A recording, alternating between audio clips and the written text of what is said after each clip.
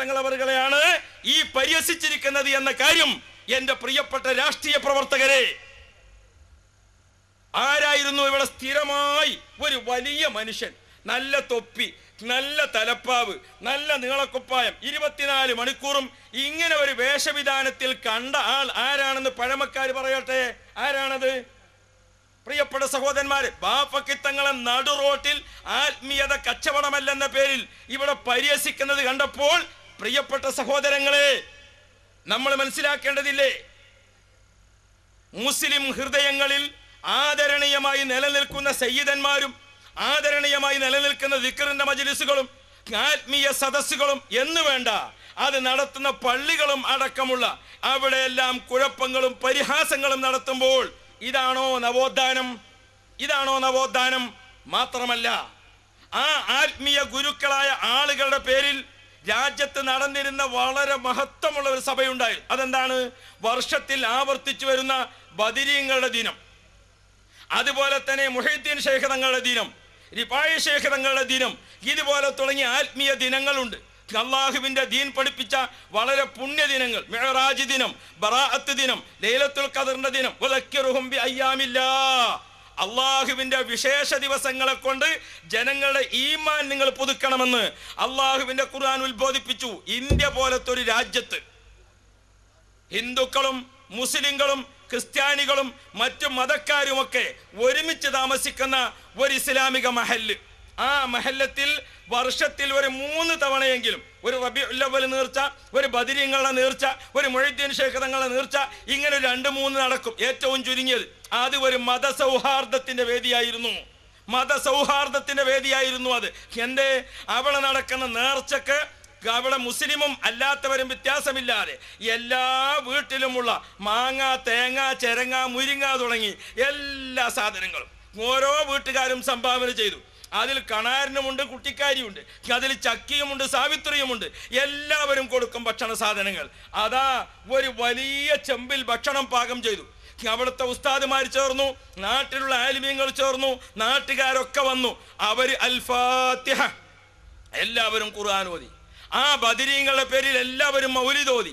എന്നിട്ടോ ആ നല്ല ആത്മീയമായി നിറഞ്ഞ സഭയാക്കിയിട്ട് അവരെല്ലാവരും കൂടി പ്രാർത്ഥിക്കുകയാണ്.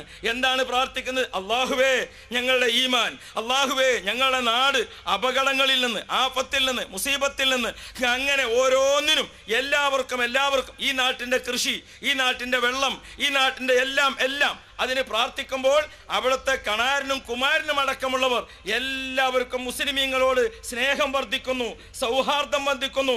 അന്ന് ഒരു മുസ്ലിമിനെയും മറ്റൊരു കാഫിര്യങ്ങളിൽപ്പെട്ട ഒരമുസ്ലിമും എതിർക്കുന്നില്ല, ഒരാൾക്കും ആക്ഷേപമില്ല.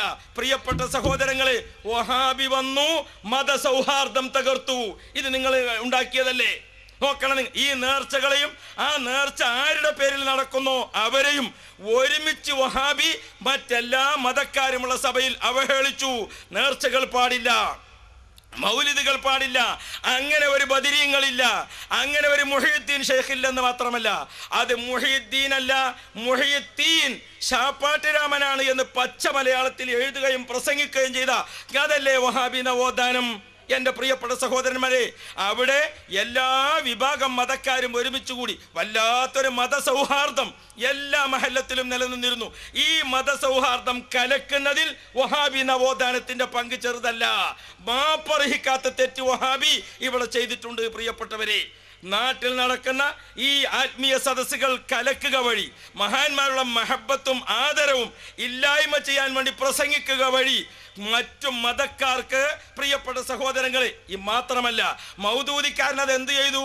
മൗദൂദിയുടെ ആത്മീയത കച്ചവടമല്ല, ആൾ ദൈവം എന്നൊക്കെ പറഞ്ഞുകൊണ്ട് അവർ നാടകം കളിച്ചപ്പോൾ ആ നാടകത്തിൽ അഭിനയിക്കാൻ ആരൊക്കെ ഉണ്ട്? ബാപ്പക്ക് തങ്ങൾ ഒരു ഭാഗത്ത്, അപ്പുറത്തെ അമ്പലത്തിലെ തന്ത്രി, അപ്പുറത്ത് ക്രിസ്ത്യൻ പള്ളിയിലെ പൂജാരി, ഇവരെ ഒക്കെ പരിഹസിച്ചുകൊണ്ട് നടു റോട്ടിൽ മുസ്ലിംകളെ തീവ്രവാദികളായി ചിത്രീകരിക്കുന്ന രീതിയിൽ ഉള്ള ഈ നവോത്ഥാനം, ഇതാണോ നിങ്ങൾ ദീനിയായ നവോത്ഥാനം എന്ന് പഠിപ്പിക്കുന്നത്? പോരാ. പ്രിയപ്പെട്ട സഹോദരന്മാരെ, നിരവധി ചരിത്രങ്ങളിലേക്ക് കടക്കുമ്പോൾ നമുക്ക് മനസ്സിലാക്കാൻ സാധിക്കുന്നത് മുസ്ലിംകളെ മറ്റുള്ള ആളുകൾ ആദരവോടുകൂടെ കണ്ടിരുന്ന സമയത്ത് മുസ്ലിങ്ങളോട് വെറുപ്പും വിദ്വേഷവും ഉണ്ടാക്കുന്നതിന് വേണ്ടി ആവശ്യമായ രൂപത്തിലാണ് ഇവരുടെ മതപ്രബോധനങ്ങൾ നടന്നത്. ഇത് ഞാൻ ഓരോന്നും എണ്ണി ഓർമ്മപ്പെടുത്തുന്നത് ഈ രാജ്യത്ത് ഇപ്പോൾ നടന്നുകൊണ്ടിരിക്കുന്ന കാര്യങ്ങളാണ്. ഓർമ്മപ്പെടുത്തട്ടെ പ്രിയപ്പെട്ട മുഅ്മിനുകളെ. എന്നാൽ എല്ലാ കാര്യങ്ങളും ചെയ്തുകൊണ്ടിരിക്കുന്ന എത്ര വലിയ പോക്കിരിയാണെങ്കിലും ഒരു മരണ വാർത്ത കേൾക്കുമ്പോൾ ആരുടെയും ഒരു മനസ്സലിയും. അതൊരു സ്വാഭാവികമായ അവസ്ഥയാണ്.